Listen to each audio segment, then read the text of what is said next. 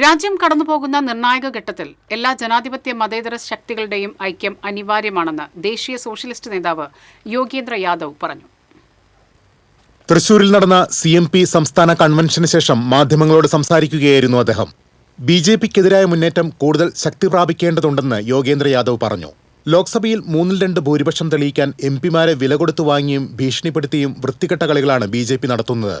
ഡൽഹിയിൽ സമരം ചെയ്ത യുവാക്കൾക്ക് നേരെ നടപടി ഉണ്ടാകില്ലെന്ന സർക്കാർ വാഗ്ദാനം ലംഘിക്കപ്പെട്ടു. യുവാക്കളുടെ ആവേശത്തിനു മുന്നിൽ ഭരണകൂടം പരാജയപ്പെട്ടുവെന്നും യുവാക്കൾ കൂടുതലായി രാഷ്ട്രീയത്തിലേക്ക് കടന്നുവരണമെന്നും യോഗേന്ദ്ര യാദവ് പറഞ്ഞു. In the last 2 years we have seen, and especially in the last few months we have seen that the BJP from the back door is trying to do what the people of India did not permit it to do from the front door.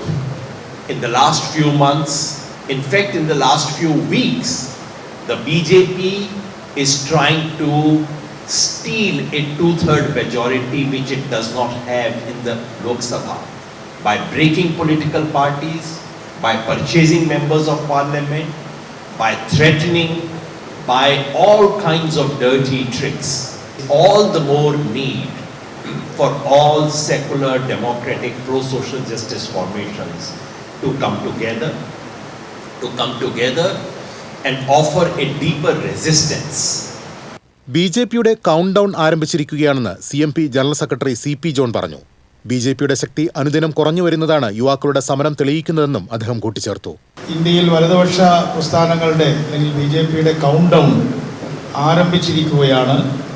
അവർ എത്രമാത്രം ശക്തരാണ് എന്ന് അവർക്ക് തോന്നുന്നുണ്ടെങ്കിലും അവരുടെ ശക്തി അനുദിനം കുറയുന്ന തരത്തിലാണ് യുവാക്കളുടെ പോരാട്ടം ഡൽഹിയിൽ നടന്നത്.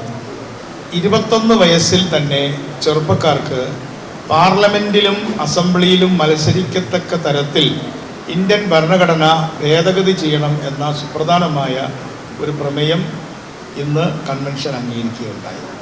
ഞങ്ങളുടെ രാഷ്ട്രീയ പ്രമേയത്തിലെല്ലാം മുൻപത് വന്നിട്ടുണ്ടെങ്കിലും ഇന്നത്തെ പ്രത്യേക സാഹചര്യത്തിൽ അത് മുൻനിർത്തിക്കൊണ്ട് വളരെ ഇൻറ്റൻസീവായിട്ടുള്ള ഒരു ക്യാമ്പയിൻ ഞങ്ങളിപ്പോൾ ആരംഭിക്കാൻ തീരുമാനിച്ചിരിക്കുകയാണ്. TCV